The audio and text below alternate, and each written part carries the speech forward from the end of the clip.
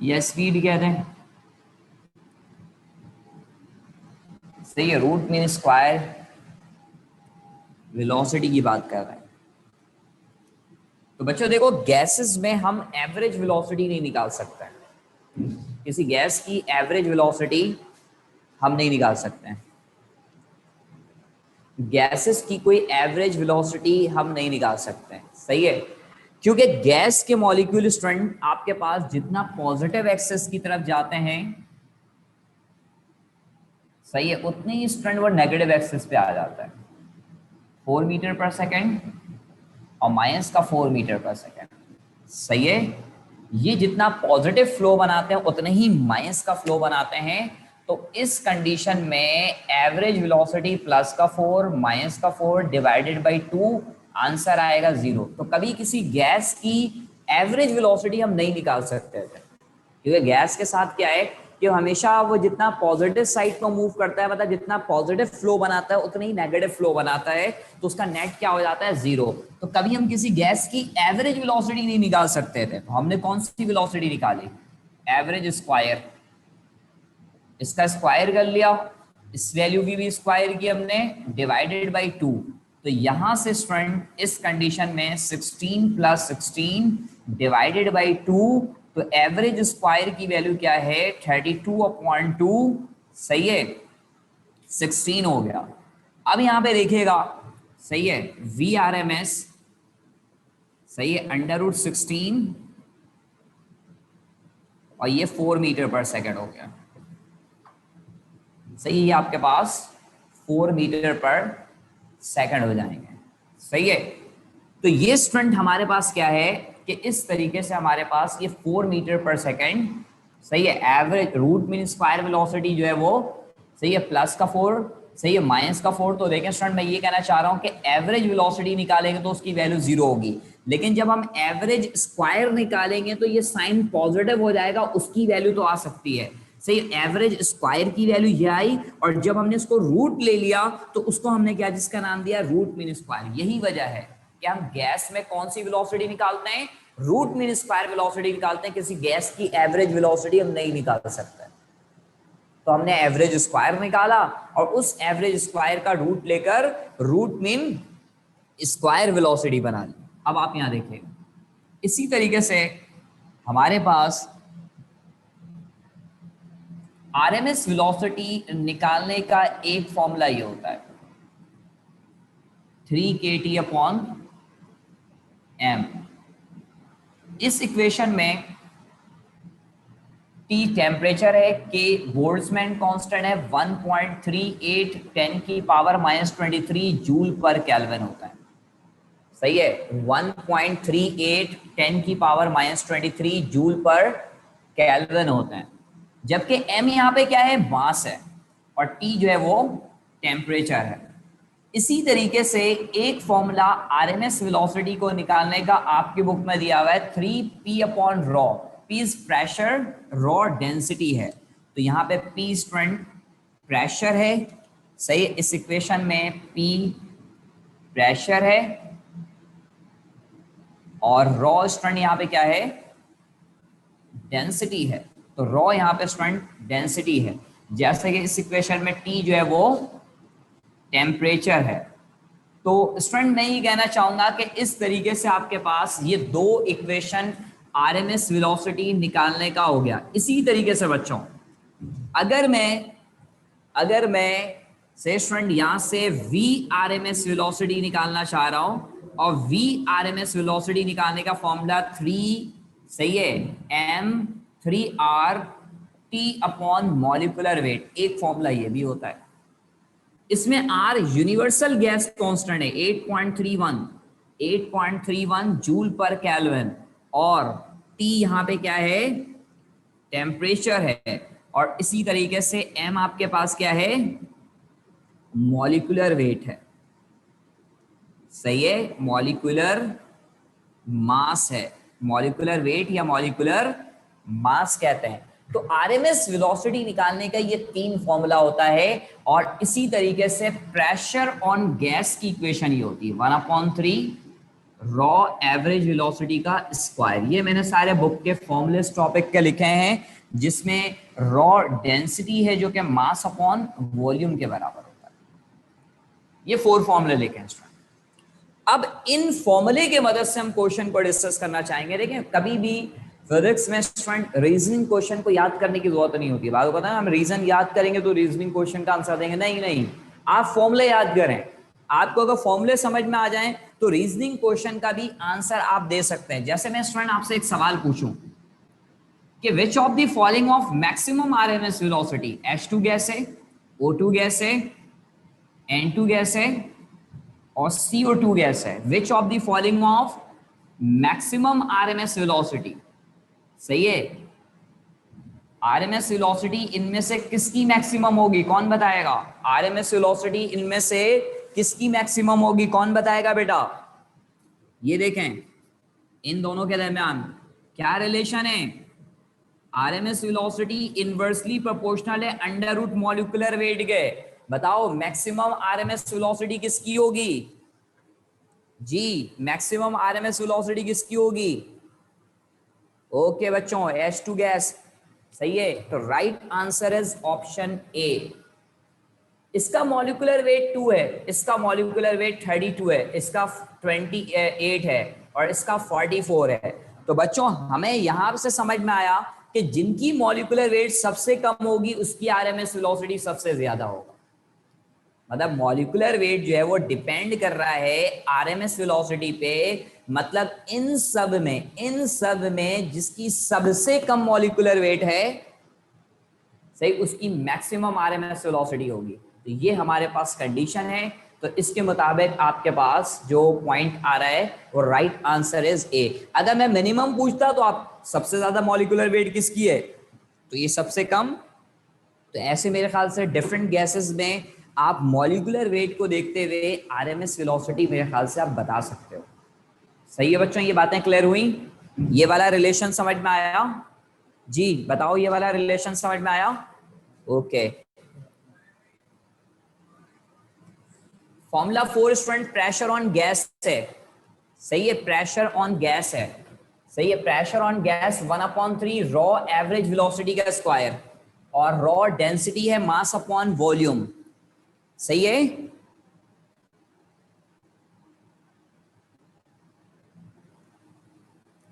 सही है स्टूडेंट। तो ये आपके पास कंडीशन है। हम इस तरीके से हम इन चीजों को डिस्कस कर सकते हैं। फिर से मैं स्टार्टिंग से पढ़ाऊंगा। आज की क्लास में मैंने यहीं से स्टार्ट किया है। हमारा टॉपिक है रूट मीन स्क्वायर वेलोसिटी, या इसको हम शॉर्ट में आरएमएस वेलोसिटी कहते हैं। इसको हम शॉर्ट में क्या कहते हैं बेटा? RMS स्पीड कहते हैं या वेलोसिटी कहते हैं। तो मैं स्टूडेंट ही कहना चाहूंगा कभी किसी गैस की एवरेज वेलोसिटी आप नहीं निकाल सकते, क्योंकि गैस के मॉलिक्यूल जितने प्लस में जाते हैं उतने ही माइनस में आते हैं। तो प्लस माइनस क्या होंगे? जीरो। तो गैस की जब भी एवरेज वेलोसिटी पूछा जाए तो ऑलवेज आंसर बताइएगा जीरो। गैस की हम एवरेज स्क्वायर वेलोसिटी बता सकते हैं। निकाल लिया आपने। 4 का स्क्वायर 16 और माइनस का स्क्वायर प्लस का हो जाएगा। तो ये आपके पास आ गया 16 और इसका रूट लेंगे तो आपके पास आंसर आएगा 4 मीटर पर सेकंड आ जाएंगे। सही है। इसी तरीके से आरएमएस वेलोसिटी निकालने का एक फॉर्मूला ये 3 kT/m। के is Boltzmann constant, m mass, t temperature. दूसरा फॉर्मूला VRMS का 3p/ρ होते हैं। p इज प्रेशर, सही है, ρ इज डेंसिटी, डेंसिटी मास पर वॉल्यूम होंगे। और VRMS का एक फॉर्मूला आपके पास 3RT/ molecular weight. R is universal gas constant और T is temperature, M molecular weight है या मॉलिक्यूलर मास है। तो P बराबर है 1/3 रॉ एवरेज वेलोसिटी स्क्वायर के, जबकि रॉ बराबर है मास अपॉन वॉल्यूम के। मैंने एक सवाल यहाँ पे ऐसी करवाया जिसमें कहा कि देखें जिस गैस की मॉलिक्यूलर वेट के साथ इनवर्स का रिलेशन रखता है, जिसकी मॉलिक्यूलर वेट सबसे कम होगी उसकी आरएमएस वेलोसिटी सबसे ज्यादा होगी। सही है।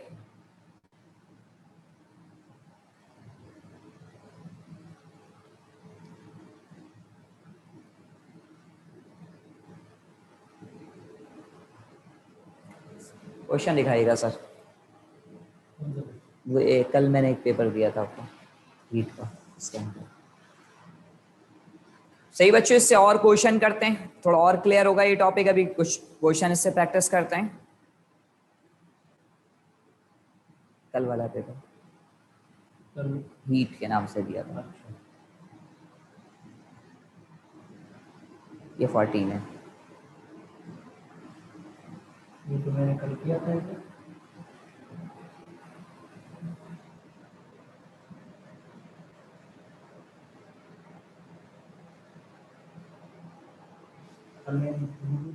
अच्छा चले, जब तक ये दिखा दे इसमें होगा, इसको खोल।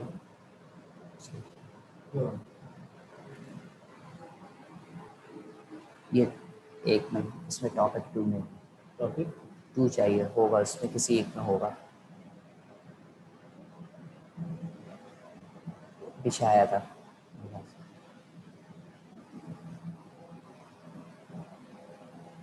2 टॉपिक आएगा, आगे चले गए हम, पीछे। निकल गया। मैंने ब्लूटूथ किया था। किस नाम से ये देखना फिजिक्स 11 है ना ये। ये। सर इधर है ये ना ये ना। हाँ बच्चों, ये टॉपिक 2 आपको दिख रहा होगा। इसके हम क्वेश्चन नंबर 1 से स्टार्ट करेंगे।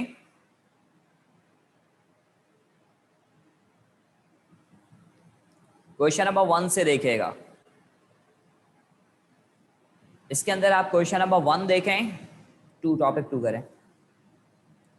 क्वेश्चन नंबर 1 में देखो, पढ़िएगा, RMS velocity of the molecule of an ideal gas at STP is V. STP पे वी है। फिर कह रहे हैं the gas is heated at volume, कह रहे हैं the pressure becomes double, the final velocity is, pressure को डबल कर रहे हैं तो फाइनल वेलोसिटी क्या होगा, वॉल्यूम कांस्टेंट है। आंसर बताएं इसमें, राइट आंसर बताएं।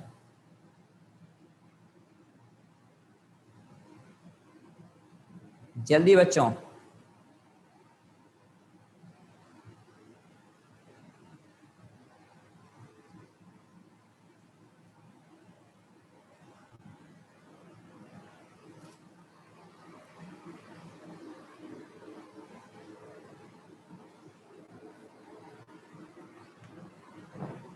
हटा दें। देखो, आप में से वो तमाम बच्चे जिन्होंने ऑप्शन बी बताया है उन्होंने राइट आंसर बताया। देखो कैसे होगा, आपको दिख रहा है कि वेलोसिटी और प्रेशर का क्या रिलेशन है, तो आप देख लें वेलोसिटी और प्रेशर का अंडर रूट के अंदर डायरेक्टली प्रोपोर्शनल है। ये दोनों क्या होते हैं, अंडर रूट में एक दूसरे के क्या है, डायरेक्टली प्रोपोर्शनल है। तो अगर मैं क्वेश्चन में कहूं, क्वेश्चन नंबर 1 में मैं कहूं कि प्रेशर जो है वो डबल हो रहा है तो वेलोसिटी कितनी होगी, आप इसको इसमें पुट कर लें तो वेलोसिटी कितने टाइम्स होंगे, अंडर रूट 2 टाइम्स वी बन जाएगा। जो वी डैश आएगा, जो चेंज आएगा स्टूडेंट, वो कितने टाइम्स आएगा, अंडर रूट टाइम्स आएंगे। तो मैं ये बताना चाहूंगा बच्चों के इस कंडीशन में हमारे पास जो फॉर्मूला बनेगा वो ये बनेगा। अगर किसी को ये बात समझ में नहीं आई, वैसे तो सीधा सा सिलसिला है, लेकिन अगर क्लियर नहीं हो रहा है तो आप यूं बना सकते हैं, वी डैश अपॉन वी का formula under root P dash upon P, directly portion है, सामने सामने लिख दिया, वी डैश ऐसी रहा, वी ऐसी रहा।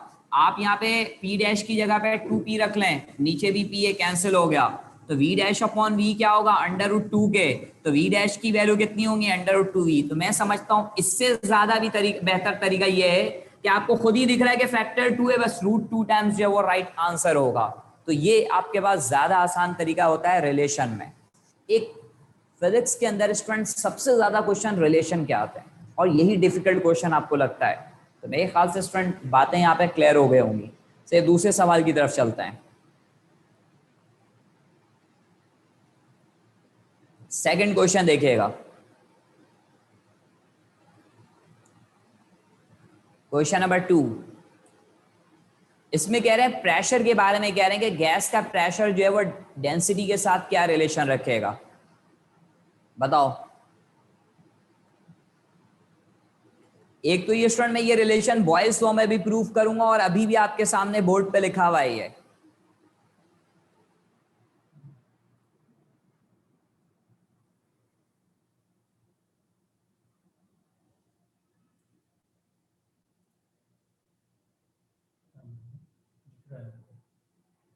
सही है बच्चों, देखें, बताएं राइट आंसर बताएं, काफी बच्चे बता रहे हैं। अच्छा, आप में से वो तमाम बच्चे जिन्होंने सी ऑप्शन बताया बिल्कुल सही बताया, प्रेशर डेंसिटी के डायरेक्टली प्रोपोर्शनल होता है।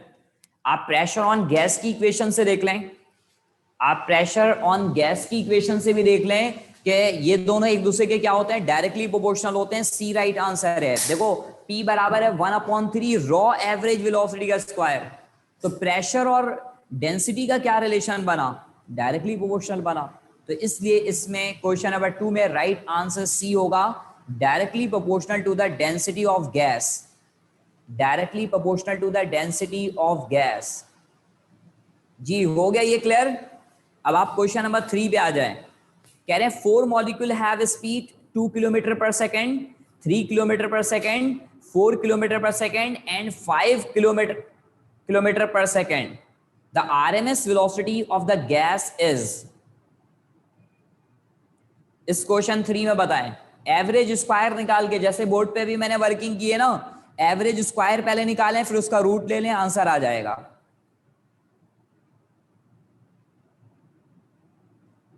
आप में से कुछ बच्चे कर लेंगे, स्टूडेंट करो, हो जाएगा बच्चों। अभी बोर्ड पे जो वर्किंग हुई थी ना, एवरेज स्क्वायर जैसे मैंने निकाला है वैसे इन सब का एवरेज स्क्वायर निकालो। सही है, 4 वैल्यूज हैं, चारों को प्लस करें स्क्वायर करके और डिवाइड बाय 4 और उसका रूट लेके देखें क्या आ रहा है। RMS वेलोसिटी निकालने का एक तरीका कार आपके बुक में भी तो फॉर्मूला लिखा हुआ है, v1 square v2 square plus v3 square dot dot vn square divided by n। Book उठाकर देखिएगा।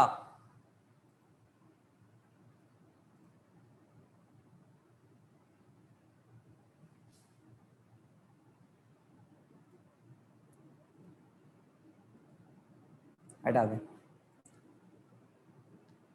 देखो बच्चों, अब मैं ये सवाल के लिए बता रहा हूं। हटा दिया सर, हटा दिया। देखें, ये वाला मेथड बता रहा था मैं, सही ये वाला। मैंने कहा किसी गैस की, जैसे मैंने शुरू में कहा गैस की एवरेज वेलोसिटी नहीं निकाल सकते लेकिन एवरेज स्क्वायर निकाल सकते हैं। एवरेज निकालोगे हमेशा जीरो आएगा। सही, गैस की एवरेज वेलोसिटी ऑलवेज जीरो होती है। अब मैं एक चीज बताने ही चाह रहा हूं, अगर आप लोगों ने इंटरमीडिएट में इस टॉपिक को पढ़ा हो, डेरिवेशन की हो, तो आपको ये बातें याद होंगी कि एवरेज स्क्वायर का फॉर्मूला ये लिखा हुआ था, ऐसे इस तरीके से भी लिखा हुआ था। याद करें, आपने इसको सपोज किया था स्टूडेंट इसके बराबर, और ये डॉट डॉट डॉट ये जाके VN average divided by N। भाई ये भी इसमें रूट ले लो तो इससे भी क्या, कौन सी वेलोसिटी निकलेगी। RMS अपने इंटर की बुक उठाइएगा, देखिएगा ये फॉर्मूला आपको मिल जाएगा।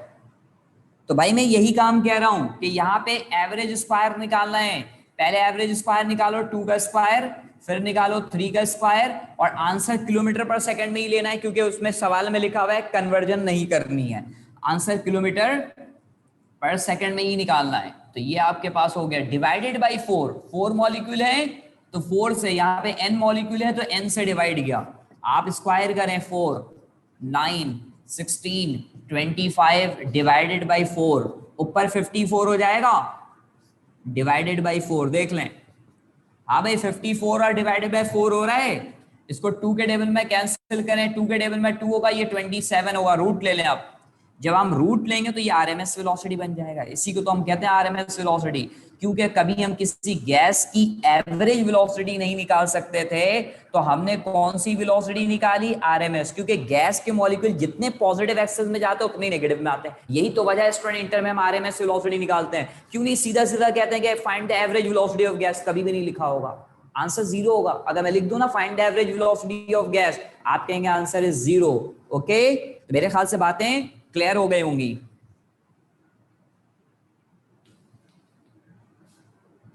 सही है, डन हो गया स्टूडेंट ये। जी बच्चों, ओके थैंक यू सर। और दिखाएं आगे क्वेश्चन। इसके बाद क्वेश्चन नंबर 4 की बात करेंगे। क्वेश्चन नंबर 4 में कह रहे हैं अ gas of pressure P, a gas of pressure P, a gas of pressure, सही है P।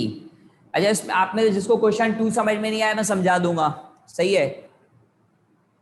आप फॉर्मूला देखें प्रेशर ऑन गैस की, उससे भी देख लें, वैसे भी आप 4 का आंसर दें। आ गैस ऑफ प्रेशर P, सही है, मास ऑफ ऑल मॉलिक्यूल, सही है स्टूडेंट, कह रहे हैं if the mass of all molecule are half and their speed double, सही है, देयर स्पीड डबल। जल्दी सवाल देख लें, मास हाफ हो रहा है, स्पीड डबल हो रहा है, प्रेशर कितना होगा?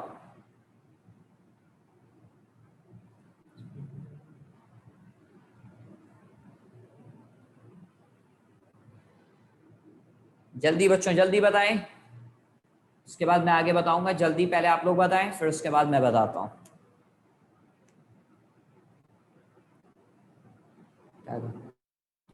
ये देखें, देखो सबसे पहले तो बच्चों मैं ये आपको बताना चाहूंगा कि देखो आप खुद दिख रहा है, आप में से किसी ने क्वेश्चन 2 को डिफाइन करने के लिए कहा था मेरे बच्चा ये बता दो इन दोनों का क्या रिलेशन है, इन दोनों का क्या रिलेशन है? प्रेशर, ये कांस्टेंट है, ये कांस्टेंट है आपके पास, तो ये दोनों क्या होंगे आपस में? सामने सामने का मतलब क्या होता है? डायरेक्टली प्रोपोर्शनल होता है ना। इसके अलावा भी मैं बॉयल्स लॉ पढ़ाऊंगा ना, वहां पे भी मैं प्रूव कर दूंगा प्रेशर डेंसिटी के डायरेक्टली प्रोपोर्शनल होता है। बॉयल्स लॉ में भी ये प्रूव होता है। बॉयल्स लॉ से भी मैं ये बात को प्रूव करूंगा कि pressure of gas directly proportional होता है डेंसिटी के, और यहां से भी मैं आपको बता रहा हूं, सही है। तो मैं बॉयल्स लॉ पढ़ाऊंगा गैसेस लॉ के अंदर, उसमें भी मैं प्रूव करके दिखाऊंगा इस बात को। अभी हम बात कर रहे हैं स्टूडेंट इस क्वेश्चन नंबर 4 की। जो क्वेश्चन नंबर 4 है, इस क्वेश्चन नंबर 4 में देखो क्या कहा हुआ है। क्वेश्चन नंबर 4 में कह रहे हैं कि मास हाफ हो रहे हैं और स्टूडेंट हमारे पास वेलोसिटी डबल हो रहा है। मास आपके पास क्या है, आधा हो रहा है, और वेलोसिटी जो है वो सही है डबल हो रहा है। तो रिजल्टिंग प्रेशर क्या होगा, पी डैश की वैल्यू कितनी होगी? मास हाफ हो रहा है, सही है, 1/2 हो रहे हैं। मास हाफ का मतलब क्या होगा कि अपने रियल वैल्यू का सही है आधा हो जाएगा, ये सही है। और इस तरीके से आपके पास कंडीशन है। अब मैं ये कहना चाहूंगा कि प्रेशर ऑन गैस की इक्वेशन क्या है, तो आप कहेंगे ये है सर, लिख लें P बराबर है 1/3 रॉ एवरेज वेलोसिटी का स्क्वायर। अब आप देखेंगे इस इक्वेशन में mass upon volume average velocity का स्क्वायर। तो देखो आपके पास गिवन में ये दो चीजें दी हुई बेटा, नीचे वाला V वॉल्यूम है, ऊपर वाला V वेलोसिटी है। मालूम क्या करना है मैं ये, तो भाई शुरू से मैंने यही बताया कि शॉर्टकट फॉर्मूला कैसे बनते हैं, जिनको मालूम करना है उसको लिखो और जिसको फाइंड करना उसको लिखो, बाकी सबको हटा दो। ये मैं पहले दिन से रेजिस्टेंस वाले टॉपिक से आपको बात बताना चाह रहा हूं। तो देखिएगा स्टूडेंट, P डैश का फॉर्मूला m एवरेज वेलोसिटी का स्क्वायर टाइम प्रेशर हो जाएगा। ये शॉर्टकट फॉर्मूला बना है यहाँ पे। मास कितना है स्टूडेंट, हाफ है, सही है। वेलोसिटी कितनी है, डबल है। तो भाई 2 का स्क्वायर कितना होगा, 4 डिवाइड बाय 2 कितने होंगे, 2p। तो राइट आंसर इज 2p। अब कोई कहता है सर नहीं समझ में आया, तो आपके लिए लॉन्ग डेरिवेशन करके भी बता देंगे, बोलने सिर्फ नहीं समझ में आया, लॉन्ग डेरिवेशन करके भी यही आंसर लेकर आऊंगा। एक शॉर्टकट है, सही है, लॉन्ग डेरिवेशन। मैं बेटा लॉन्ग आपको बताना चाहूंगा, लॉन्ग सॉल्यूशन से बता देता हूं। शॉर्टकट बातें नहीं समझ में आ रही है, कोई मसला नहीं है, लॉन्ग सॉल्यूशन से बातें आपको समझ में आएंगी। देखिएगा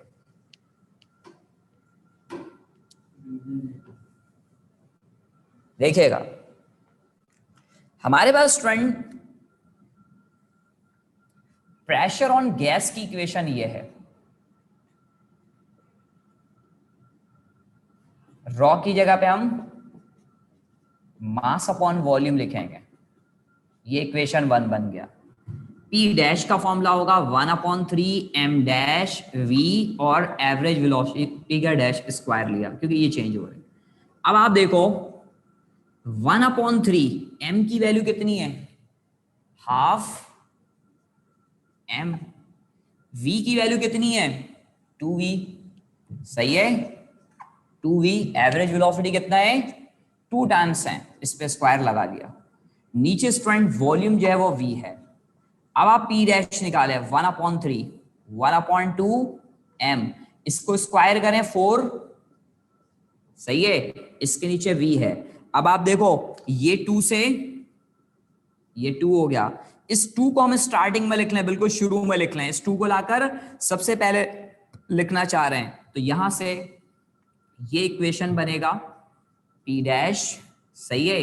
2 को पहले लिख लिया 1/3, ये जो 2 है ना उसको सबसे पहले लिखा 1/3 m/v, और ये क्या है v डैश स्क्वायर। तो आप बताओ इस इक्वेशन को देखो और इक्वेशन 1 को देखो, सेम हो गया भाई। तो अगर ये सेम हो गया तो मैं इसकी जगह पे क्या लिख सकता हूं P। तो ये स्टूडेंट इंटरमीडिएट में जो न्यूमेरिकल बनाते थे वो ये बनाते थे, और हमने क्या किया स्टूडेंट कि भाई जो गिवन है ना उसको लिख लिया सिर्फ, और जिसको फाइंड करना उसको लिख दिया। ये आधा हो रहा है तो उसको आधा रख दिया, ये डबल हो रहा है तो उसको हमने 2 रख दिया। 2 का स्क्वायर कितना होगा 4, 4 डिवाइड बाय 2 कितना होगा 2p। आपको ये तरीकाकार समझ में आ रहा है यूं कर ले, आपको ये वाला मेथड समझ में आ रहा है यूं कर ले। आसान मेथड तो ये होता है कि जिनकी बात की जाए उनको सिर्फ लिखें फॉर्मूले में से, बाकी सबको हटा दें, आंसर 100% आएगा। जी अब हो गया क्लियर या अभी भी मसले हैं? बताओ हो गया अब क्लियर बच्चों? ओके, 2 मेथड बता दिया आप लोगों को स्टूडेंट, सही है। शॉर्टकट रिपीट कर दें, चलो एक दफा फिर रिपीट कर देते हैं। मास यहाँ पे क्या हो रहा है हाफ। मैंने कहा बेटा मेरे बच्चे पहले दिन से बता रहा हूं, अगर फिजिक्स एमसीक्यूज में माहिर होना चाहते हो, एक तो रट्टा एमसीक्यूज बनता है कि प्रिंसिपल ऑफ मोटर बता दें, प्रिंसिपल ऑफ ट्रांसफार्मर बता दें, डेफिनेशन ऑफ ट्रांसफार्मर बता, ये रट्टा एमसीक्यूज है। जितना रट्टा मारोगे उतना ज्यादा माहिर होगे। एक होता है रिलेशन का, यही तो असल है एमसीक्यूज, सही है, जिसमें हम परेशान होते हैं, जो डिफिकल्ट क्वेश्चन हमें लगते हैं, जो हमें रीजनिंग क्वेश्चन लगते हैं, उन रीजनिंग क्वेश्चन के लिए सिर्फ फॉर्मूले याद होने चाहिए, बाकी कुछ भी नहीं याद होने चाहिए। जिनकी बात की जाए, पहले दिन से बता रहा हूं, जिनकी बात की जाए मतलब मास और वेलोसिटी की बात है उसको रखा, जिसको फाइंड करना उसको लिखा, और ओरिजिनल वैल्यू से मल्टीप्लाई करते थे। अगर आप रेजिस्टेंस वाले टॉपिक को रिवाइज करें तो मेरे ख्याल से बातें आपको क्लियर हो रही होंगी। मास हाफ है, हाफ रख लिया। वेलोसिटी डबल है, 2 रखा। 2 का स्क्वायर कितना होगा 4, 4 डिवाइड बाय 2 कितने होंगे 2p आएगा। अब बताओ क्लियर हुआ? अब बताओ क्लियर हुआ? बेटा जब मास से पूछा है तो हम प्रेशर से कैसे, हम उससे भी निकाल सकते हैं रूट वाले फॉर्मूले से। अगर कोई कह रहा है इससे निकाल लें तो फिर इससे भी निकालूंगे। जब ये फॉर्मूला किससे आया मेरे बच्चे, ऐसा तो ना करो ना, ये फॉर्मूला तो इसी से आया है ना। ये देखो 3p रॉ एवरेज स्क्वायर, इसको इसके नीचे डिवाइड में लेकर आओ, रॉ एवरेज स्क्वायर। अब यहां से रूट ले लो, तो आरएमएस क्या हुआ 3p अपॉन रॉ। तो भाई इस फॉर्मूले से तो ये फॉर्मूला बना, मैं इससे बनाऊं या इससे बनाऊं एक ही बात है ना, दोनों तो एक ही फॉर्मूले हैं। आप देखो दूसरे मैं ड्राइव करके दिखा दिया, अब बोलो जी। अभी भी समझ नहीं आया?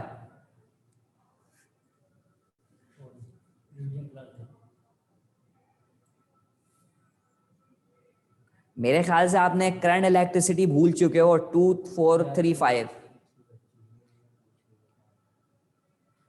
सही है जी। ये जो है ना शॉर्टकट बता रहा हूँ, ये समझ में नहीं आया ये बच्चे। बेटा क्या रिपीट कर दूं? आप एक ही स्टूडेंट हैं जो बार बार कह रहे हैं रिपीट कर दें, समझ में नहीं आया। 23112 और एक 2435, ये 2 स्टूडेंट हैं।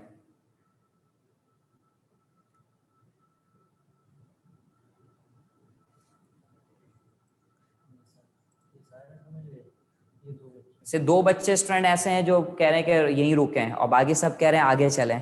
क्या करूं बताओ? एक दफा फिर से रिवाइज कर देता हूं। चलो बेटा मैंने ये कहा कि जो हमें मालूम करना है ना हम उसको लिखते हैं। आप अच्छा जिसको नहीं समझ में आ रहा वो यहां से देखें, ये पी कैसे आया, ये वाला पी कैसे आया, ये कॉम्पेयर हो गया ना, ये वाली चीज स्टूडेंट यही चीज बन गया ना।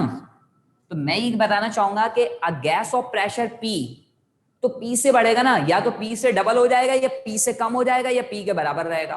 तो ये तो इनिशियल वैल्यू ओरिजिनल वैल्यू से मल्टीप्लाई करते हैं। अगर आप लोग रेजिस्टेंस वाला चैप्टर थोड़ा याद आ रहा हो तो मेरा बच्चा आपको समझ में आ जाएगा, और अगर आप रेजिस्टेंस बिल्कुल भूल चुके हो तो फिर थोड़ा सा रिवीजन तो करो। अब नहीं करोगे तो कब करोगे?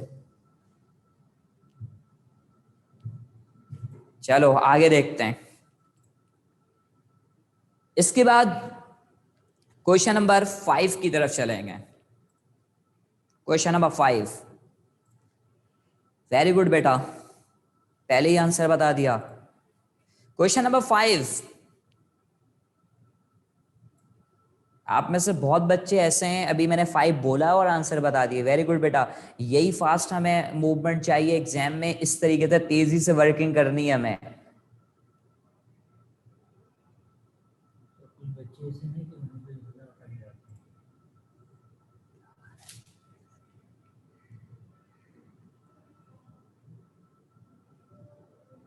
क्योंकि इस सवाल में कह रहे हैं कि 120 केल्विन पे वेलोसिटी v है, तो 480 केल्विन पे क्या होगा वेलोसिटी। मतलब एक गैस है, उसका टेम्परेचर हम बढ़ा रहे हैं, सही है, 120 से 480 तक बढ़ा रहे हैं, और इस कंडीशन में आपसे पूछा जा रहा है कि वेलोसिटी क्या होगी। तो अब आप देखिएगा, सही है, यहां पे देख लें बच्चों, मैं इस चीज को क्लियर करता हूं। देखें, आप दोनों पेपर हटा दीजिएगा सर, आप दोनों इक्वेशन से देखें, आप इक्वेशन नंबर 1 से भी देखें कि वेलोसिटी और टेम्परेचर का क्या रिलेशन है, और इससे भी देखें, तो आपको दोनों से दिख रहा है कि वेलोसिटी टेम्परेचर के under root time directly proportional है, अंडर रूट का रिलेशन है। अच्छा, सबसे पहले देखें, जब टेम्परेचर 120 केल्विन है तो वेलोसिटी v है, जब टेम्परेचर 480 केल्विन हुआ तो अब कह रहे हैं v डैश कितना होगा, v डैश कितना होगा। तो ये इसके मुकाबले में कितने टाइम्स है, डिवाइड कर लें 480 को 120 से, 4 आएगा, तो मतलब टेम्परेचर कितने टाइम बढ़ा, 4 टाइम। तो अगर मैं इस 4 को यहां पे लाके रखूं तो वेलोसिटी कितने टाइम बढ़ेगा भाई, 4 का रूट निकालेंगे क्या आएगा 2, तो वेलोसिटी कितना होगा डबल। अब मैं लंबी चौड़ी कैलकुलेशन करता इस फॉर्मूले को लगाकर, सही, उससे आसान कहानी बता दी कि भाई देख लो, कह रहे हैं 120 केल्विन पे v है, 480 पे कितना होगा, तो टेम्परेचर इसके मुकाबले में कितने टाइम बढ़ रहा है, 4 से मल्टीप्लाई करो 480 आ जाएगा। भाई 120 को 4 से मैंने डिवाइड करके दिखा दिया ना, कितने टाइम टेम्परेचर बढ़ा, 4 टाइम्स बढ़ा। इसको इससे डिवाइड करके देखो टेम्परेचर कितना बढ़ रहा है, कितना इंक्रीज हो रहा है, आपको दिख रहा है 4 टाइम्स। आप 4 से इसको मल्टीप्लाई करके देखें, यही नंबर आ रहा है।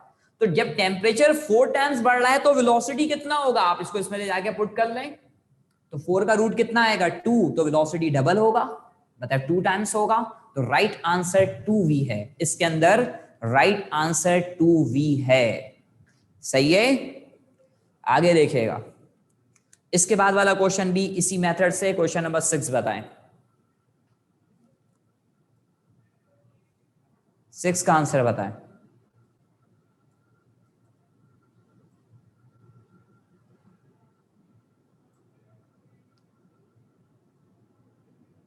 सिक्स में राइट आंसर बताएं।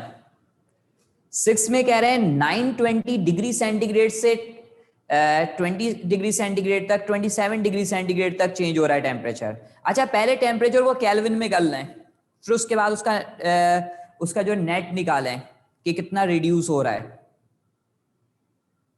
जी वेरी गुड बेटा, आप में से काफी बच्चे बिल्कुल सही बता रहे हैं।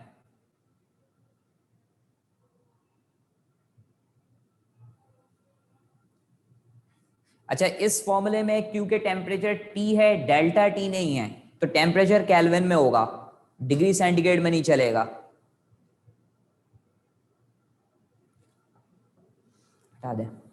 देखो इस क्वेश्चन 6 में, हमारा क्वेश्चन नंबर 6 में 927 डिग्री सेंटीग्रेड से 27 डिग्री सेंटीग्रेड, पहले तो केल्विन बना लो, टेम्परेचर रिड्यूस हो रहा है, सवाल में लिखा हुआ कम हो रहा है, बढ़ रहा नहीं है, देखो इतने से इधर जा रहा है, तो आपको खुद दिख रहा है ना, 927 से 27 का मतलब कम होना, कम हुआ है, ज्यादा नहीं हुआ है स्टूडेंट। इसका केल्विन बनाए आप, इस वैल्यू को केल्विन बनाए 1200 आएगा।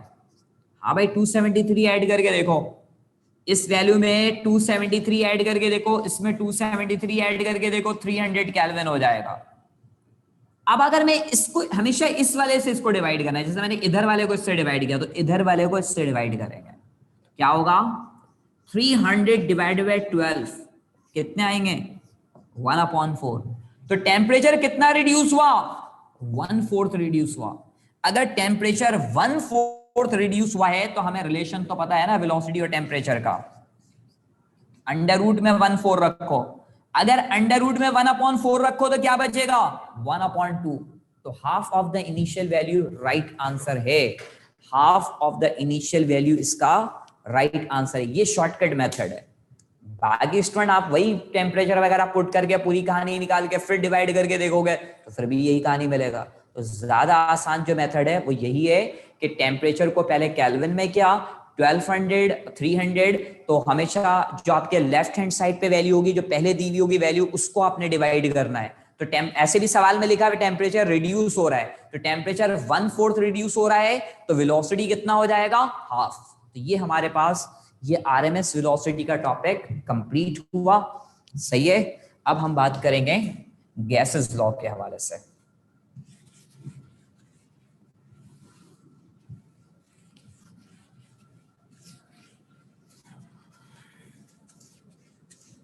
अब हम गैसेस लॉ की बात करते हैं। लिख रहे हैं क्या बच्चे? सही है। अब हम बच्चों गैसेस लॉ की बात करेंगे।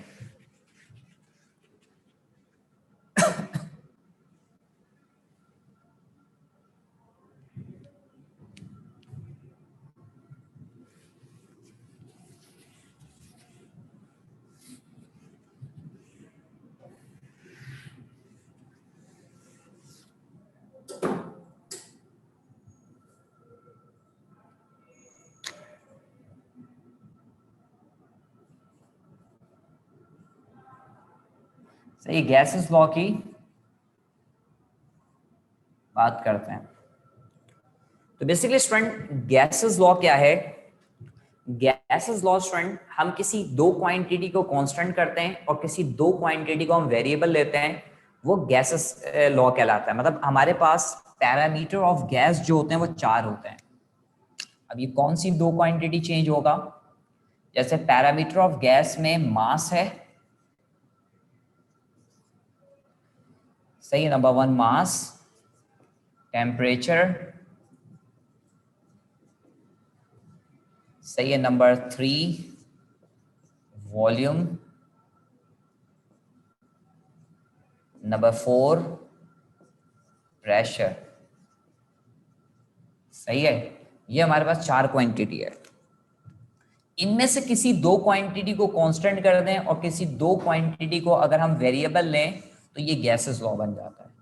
आप कोई भी गैसेस लॉ स्टडी करें, जैसे अगर मैं बॉयल्स लॉ की बात करें, सही है, तो बॉयल्स का रिलेशन क्या होता है? बॉयल्स लॉ में V और P इनवर्स होते हैं। आपने केमिस्ट्री में भी पढ़ा है मेरे ख्याल से, तो ये तो बच्चों वाली बातें हैं। तो यहाँ पे देखो टेम्परेचर कांस्टेंट होता है और मास भी कांस्टेंट होता है। अगर आप इसकी स्टेटमेंट सुना होगा आपने या लिखा होगा तो आपने यही पढ़ा होगा, the fix mass of a gas of volume is inversely proportional to the pressure. क्या हुआ? सर हम कब कन्वर्ट करें या कब नहीं? जब डेल्टा टी की बात हो तो हम कन्वर्जन करते हैं। सही, सॉरी, कन्वर्जन नहीं करते हैं। इस केस में हम केल्विन में कन्वर्ट नहीं करेंगे। लेकिन जब आपके पास टी की बात हो, टी, तो हम कन्वर्ट करेंगे। सही है। अब अगर आप कहेंगे सर यहाँ पे आप डेल्टा टी ले रहे हैं, तो माजरत के साथ डेल्टा टी नहीं ले रहे हैं। और एक बात पहले मैं आपको स्टूडेंट बता दूं कि यहाँ पे आपके पास नेट टेम्परेचर निकालना है, नेट डिफरेंस निकालना है यहाँ पे। सही है, कन्वर्जन सही है यहाँ पे करेंगे क्योंकि फॉर्मूले में टी है।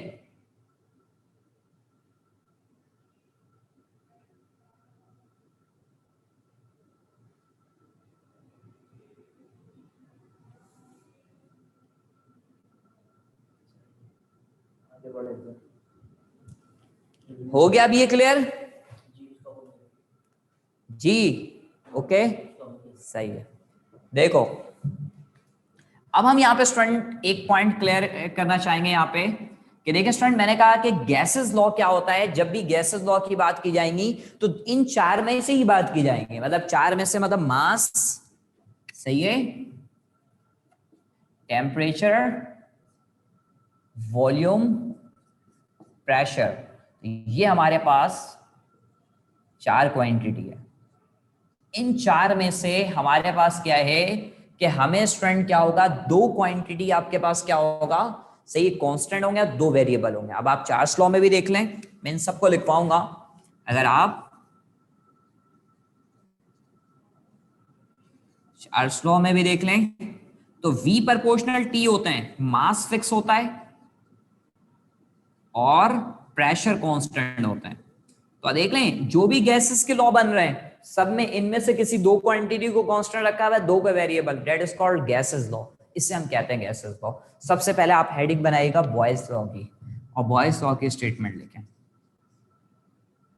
सही है, बॉयल्स लॉ की अगर हम स्टेटमेंट लिखें तो हमारे पास क्या होगा, लिखें द प्रोडक्ट ऑफ, बल्कि स्टूडेंट पहला स्टेटमेंट लिखें, the fix mass of a gas of, the fixed mass of a gas of volume is inversely proportional to the volume is inversely proportional to the pressure.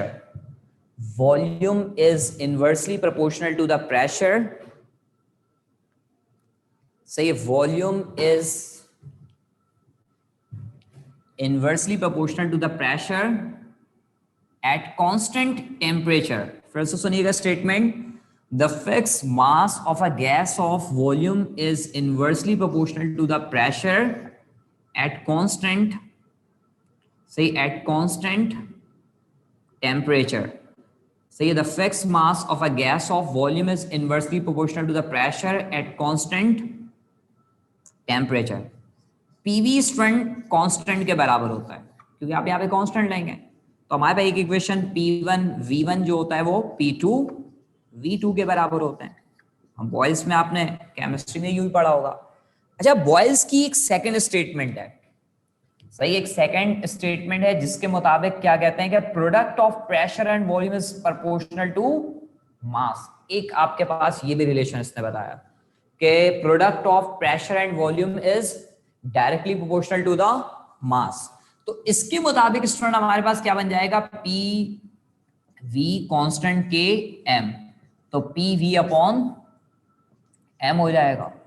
तो यहां से student हमारे पास equation जो बनता है वो P1 V1 upon M1। Inter में student इससे सवाल आते थे, आपको याद आ रहा होगा, P1 V1 upon M1, P2 V2 upon M2।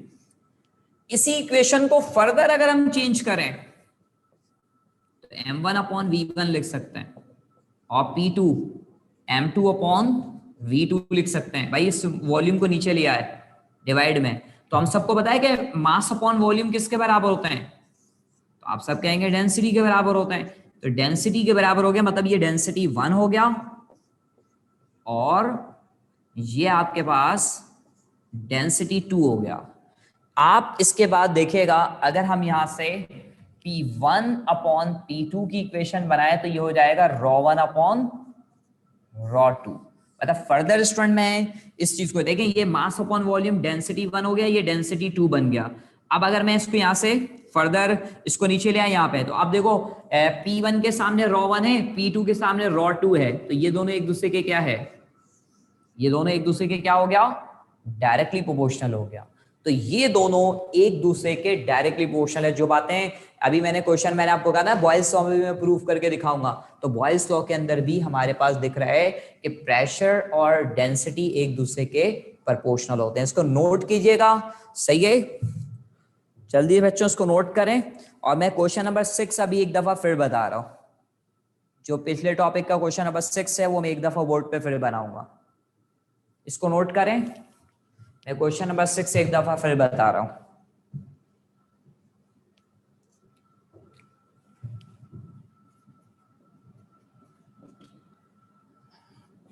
Question में लिखा हुआ है कि टेम्परेचर 927 डिग्री सेंटीग्रेड से 27 डिग्री सेंटीग्रेड तक रिड्यूस हो रहा है, वेलोसिटी ऑफ गैस क्या होगी। तो हमें पता है वेलोसिटी जो होता है वो अंडर रूट टेम्परेचर के प्रोपोर्शनल है।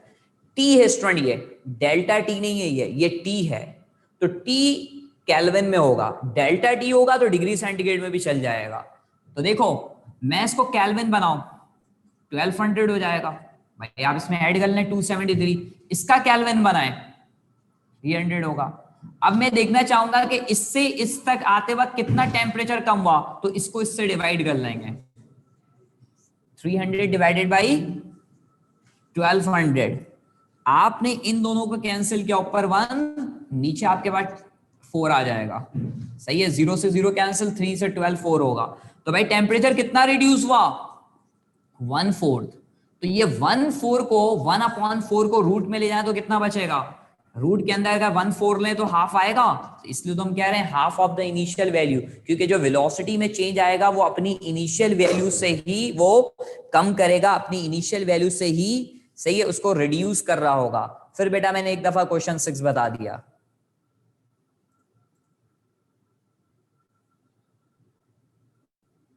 डन है अब? Okay, thank you.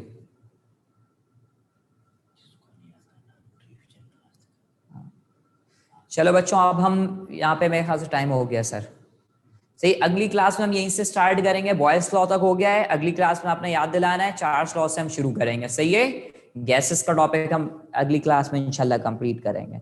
सही है बच्चों, डन हो गया? ये स्क्रीनशॉट ले लें जल्दी।